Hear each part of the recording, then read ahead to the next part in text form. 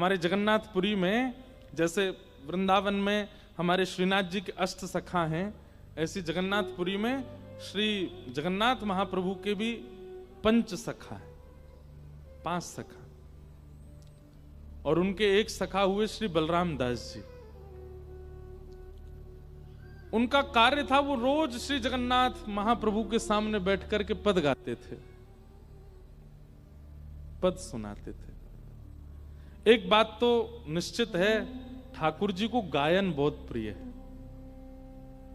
और ये बात मैं हर कथा में कहता हूं कि अगर आपको कोई वाद्य बजाना आता है, अगर आपको गाना आता है, अगर आपको कोई कला आती है जिससे संसार रीझता है,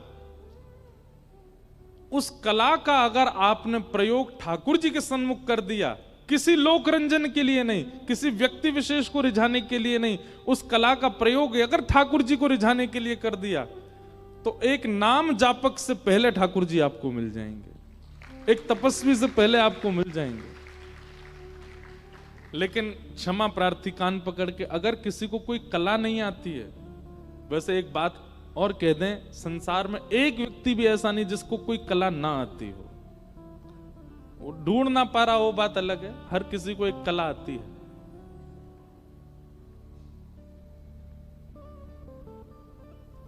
उस कला का प्रयोग संसार के लिए ना करके अगर ठाकुर जी के लिए कर दे, उससे ठाकुर जी रीझ जाते हैं, और उसमें संगीत सर्वोपरि है।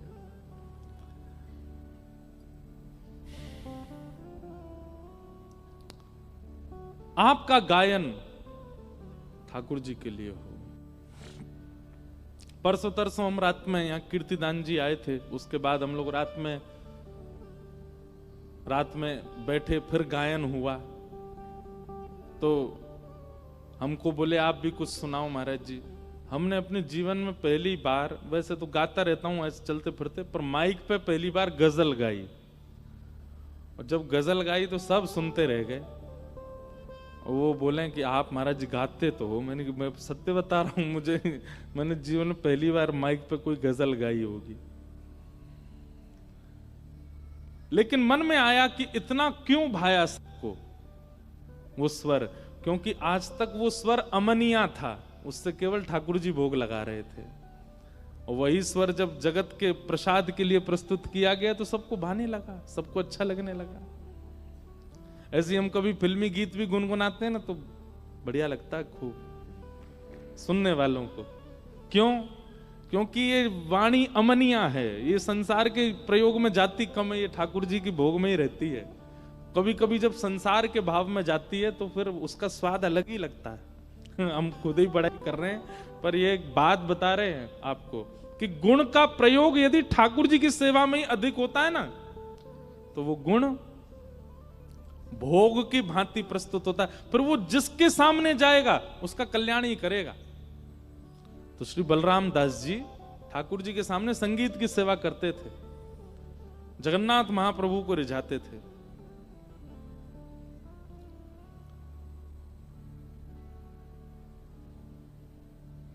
महाप्रभु जी बैठ करके इतना आनंद से श्रवण करते थे श्री बलराम दास जी को, इतने प्रसन्न रहते थे बलराम दास जी से। लेकिन ठाकुर जी जिससे बहुत प्रसन्न हो जाते हैं ना, फिर उसके कुछ समय बाद परीक्षा लेना प्रारंभ करते हैं कि ये वास्तविक है कि नहीं। और बलराम दास जी की एक परीक्षा हुई। क्या? एक दिन वो गा रहे थे और उनके गायन को पीछे खड़ी एक अत्यंत सुंदरी नृत्यांगना, एक अप्सरा, एक नगर वैश्या, वो सुन रही थी। और जैसे ही उसने उनका स्वर सुना बलराम दास जी का, वो उसने पूछ लिया सब पहले से, ये कितने बजे आते हैं, ये क्या क्या गाते हैं सब। अगले दिन वो श्रृंगार करके अपनी पोशाक पहन करके पूरी आई, और बलराम दास जी गा रहे थे और वो नृत्य करने लगी। उसके नूपुरों की जब आवाज बलराम दास जी के कानों में पड़ी, बोले कौन इतने ताल में नृत्य कर रहा है। पीछे मुड़ करके जैसे ही उसका रूप देखा, बलराम दास जी तो इतने प्रसन्न हो गए। आज तक तो श्री जगन्नाथ जी को देख के ही गाया था, पर आज उसको देखने लगे। आहा, क्या सुंदर नृत्य कर रही है। 1 दिन, 2 दिन, 5 दिन, 6 दिन उसके मन में, बलराम दास जी के मन में आने लगा, हे नाथ, हे जगन्नाथ भगवान, बहुत बढ़िया जोड़ी बनाई है, मैं गायक, ये नृत्य करती है, दोनों का हो जाए, आनंद हो जाए।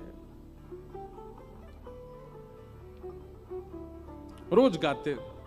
लेकिन बलराम दास जी की गायकी में अब एक विघ्न आ गया कि पहले वो महाप्रभु जी को रिझाने के लिए गाते थे, पर अब वो किस लिए गाते हैं? ये रीझ है। वो नाचती नाचती वाह वाह कर जाए उसके लिए गाने लग गए। और स्थान कौन सा चुना? जगन्नाथ भगवान का मंदिर। महाप्रभु जी बोले, भैया अब इसके स्वर में हमको बिल्कुल स्वाद नहीं आता। भाई तुम्हारा संबंध है, तुम किसी के संग भी रहो, पर अब तुम गायन ही उसी के लिए करते हो, तो हमारे सामने बैठने का नाटक क्यों करते हो?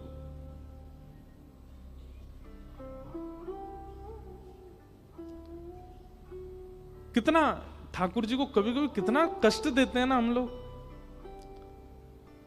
आप किसी के घर गए और उस व्यक्ति ने, आप मेहमान हैं, आपके लिए नहीं बनाया है, अपने बेटे के लिए, अपनी बेटी के लिए भोजन बनाया, उसमें से कुछ अंश आपको दिया, तो कहीं कहीं अपराध, अपमान बोध होता है कि नहीं अपने को?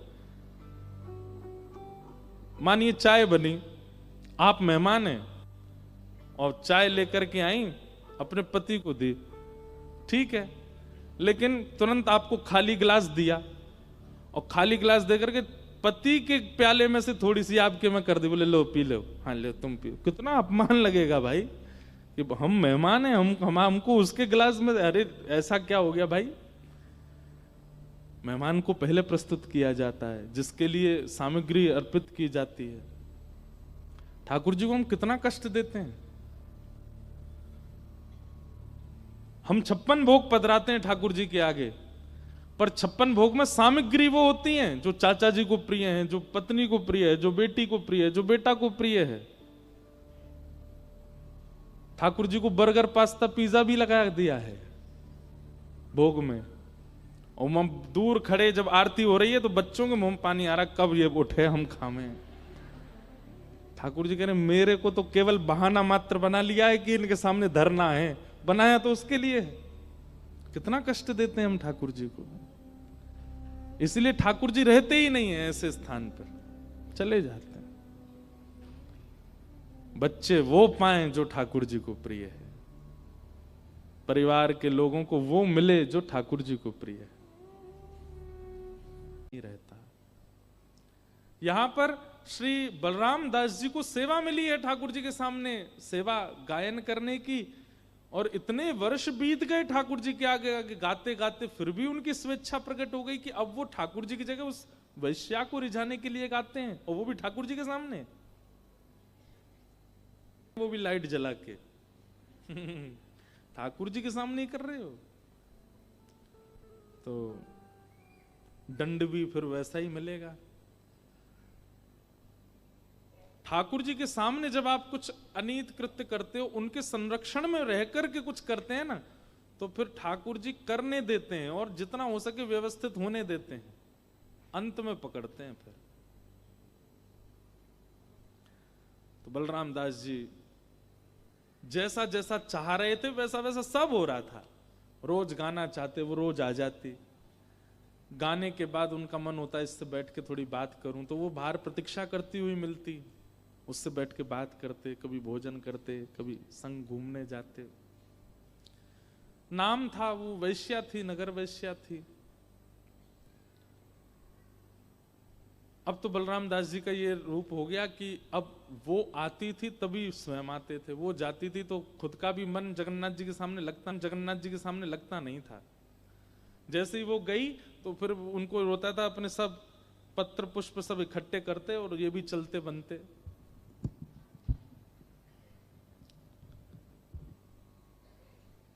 रथ यात्रा का समय धीरे धीरे पूरे जगन्नाथपुरी में हल्ला हो गया कि भाई बलराम दास जी तो अपनी स्थिति से अब बिगड़ चुके हैं। वो तो वैश्या के संग घूमते हैं, उसी के संग नाचते हैं, उसी के संग पूरी रात रहते हैं। मंदिर के सब पुजारियों ने निर्णय लिया कि भाई इस पर हमको कुछ करना चाहिए। एक तो बलराम दास जी वैश्या संग करते हैं, ऊपर से मंदिर में आके ठाकुर जी के सामने सेवा करते हैं।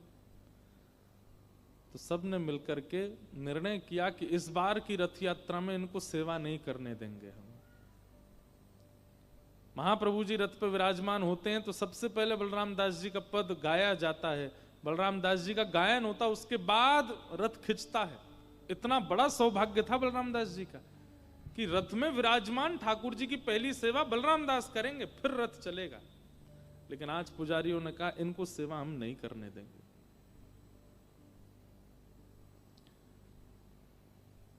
रात भर वैश्या का आस्वादन, उसके रूप का, स्वरूप का, उसी के संग रहते।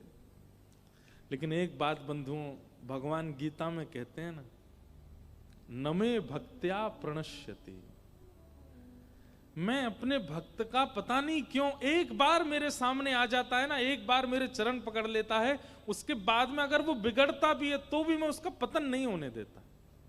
नमे भक्त्या प्रणश्यति।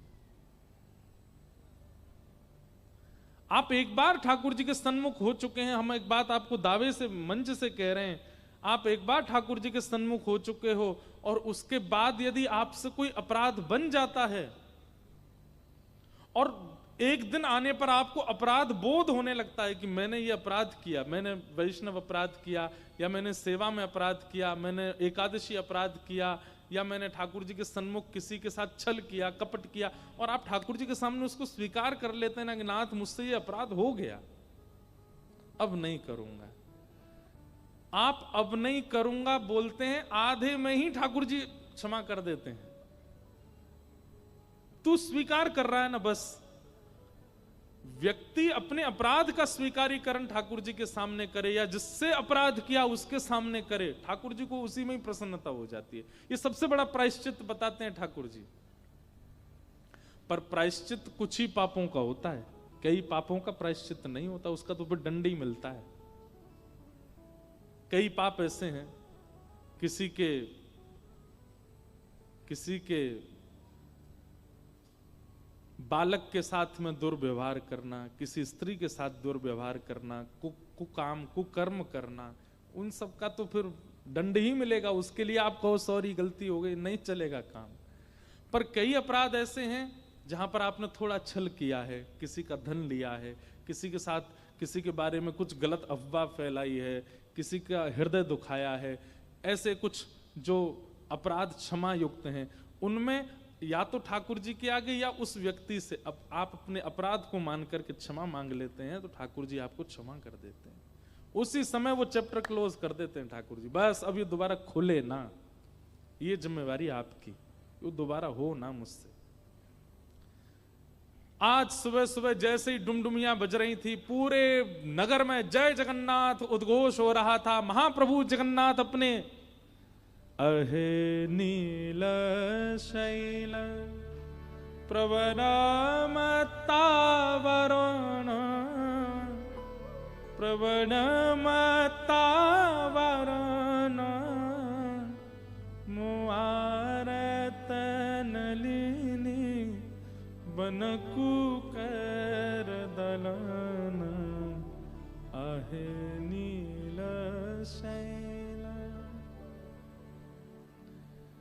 कहे साल बेग हीन जाति रे यवन। उड़िया भाषा में ये पद है। जब महाप्रभु जगन्नाथ जी रथ यात्रा के लिए आते, मेरे रोंगटे खड़े होते हैं जब मैं ये भाव गाता हूं। पता नहीं हम कहां कहां घूम आए। महाप्रभु जगन्नाथ जी आज जैसे ही रथ पर बैठे, हल्ला होने लगा, अरे बलराम दास को बुलाइए, उसके पद के बाद ही रथ यात्रा होती है। पुजारियों ने कहा नहीं, आज बलराम दास पद सेवा नहीं करेगा और आज के बाद कभी नहीं करेगा। सुबह सुबह जय घोष और डुमडुमियां बज रही थीं। यहां बलराम दास जी का मन हुआ, अरे आज तो रथ यात्रा का दिन है, आज तो महाप्रभु जगन्नाथ रथ में विराजेंगे, मेरी पद सेवा होती है, उसके बाद ही रथ चलता है, और मैं यहां काम आतुर होकर के विषय भोगों में पड़ा हूं। मैं यहां एक स्त्री के चक्कर में पूरी रात पूरा दिन यहीं बैठा रहता हूं, काम में लोलुप्त होकर के ठाकुर जी की सेवा छोड़ रहा हूं।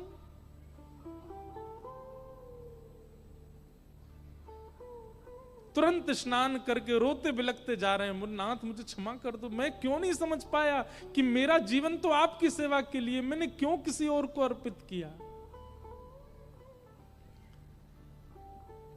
जैसे ही पहुंचे जगन्नाथ महाप्रभु के रथ के सामने, पुजारियों ने कहा धक्का दो, इसको दूर करो, ये दर्शन का भी अधिकारी नहीं है, वैश्यागमन करता है।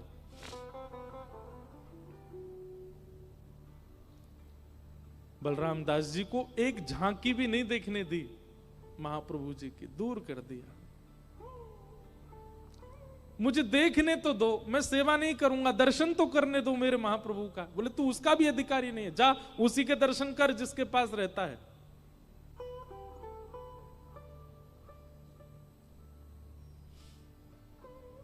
बलराम दास जी रोने लगे, मैं अपराधी हूं नाथ, जन्म से लेके आज तक एक भी रथ यात्रा ऐसी नहीं गई जिसमें आपका दर्शन नहीं हुआ, लेकिन आज अपने ही कुकर्मों के कारण आपका दर्शन नहीं कर पा रहा हूं, और ये मेरा दंड है कि मैं इस बार आपका दर्शन नहीं, मैं स्वीकार करता हूं इस दंड को।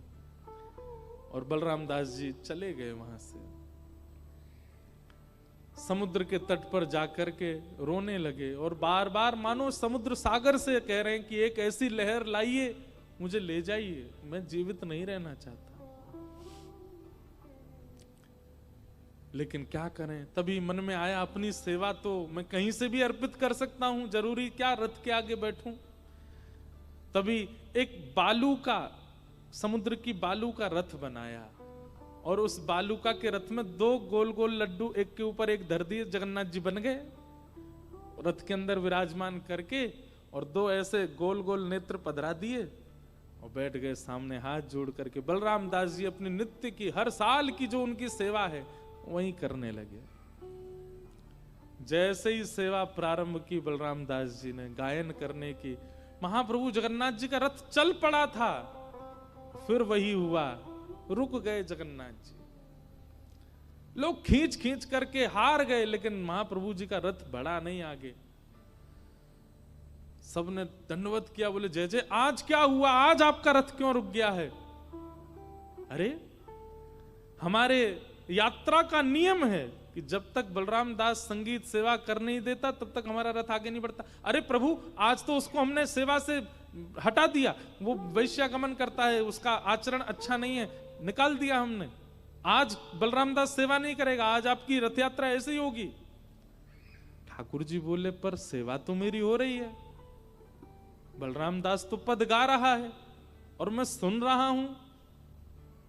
बोले कहां गा रहा है, यहां तो कोई बलराम। बोले यहां नहीं गा रहा है, उसने मेरा एक और रथ बनाया है और उस रथ को भी नंदी घोष रथ की तरह तैयार किया है, उसमें मेरा स्वरूप विराजमान किया है। भगवान के रथ का नाम है नंदी घोष, और उस रथ में मैं बैठा हूं और बलराम दास गा रहा है। अरे आज मैं यहां इस रथ में नहीं हूं, मेरा रथ तो वहां समुद्र के किनारे बलराम दास जी ने बनाया, वो मेरा रथ है, और आज मेरी यात्रा वहीं हो रही है, आज इस रथ में मेरी यात्रा नहीं है। पंडित जन सब कहने लगे, बोले नाथ यहां लाखों लोग आपके दर्शन को बैठे हैं, आप ऐसा क्यों कर रहे हैं? बोले भैया, यदि चाहते हो कि ये रथ यात्रा आगे बढ़े तो जाओ और बलराम दास को लेकर के आओ, और उससे कहो जो बालूका के उसने जगन्नाथ बनाए हैं ना, मेरा अंश उन्हीं में बैठा है, उनको लेके आवे, और उनको ला करके जब इस रथ पर विराजमान करेगा और यहां बैठ के जब वो मेरी सेवा करेगा तभी ये रथ आगे बढ़ेगा, नहीं तो नहीं बढ़ेगा। पुजारी जी बोले जय हो भगवान, जिसको पूरा विश्व दुत्कार देता है उसको आप स्वीकार करते हो। भगवान कहते हैं नमे भक्त्या प्रणश्यति, वो मेरा भक्त है, उससे गलती हो गई लेकिन वो गलती स्वीकार करता है, मेरा स्वभाव है उसको क्षमा करना है। वो बलराम दास जी आए, आकर के फिर उन्होंने सेवा की, और उस सेवा से प्रसन्न होकर के फिर महाप्रभु जगन्नाथ जी का रथ आगे बढ़ा। कहने का इस भाव को सुनाने का क्या अभिप्राय है कि श्री ठाकुर जी अगर हमसे कोई अपराध बन जाता है, हमसे कोई दोष बन जाता है, तो ठाकुर जी के सन्मुख उसको स्वीकार करो और वचनबद्ध होकर स्वीकार करो कि पुनश्च इसकी आवृत्ति नहीं होगी नाथ, ये मुझसे दोबारा नहीं होगा। ऐसी भावना से जब आप ठाकुर जी के आगे स्वीकारीकरण करते हैं अपने अपराध का, तब ठाकुर जी क्षमा करते हैं।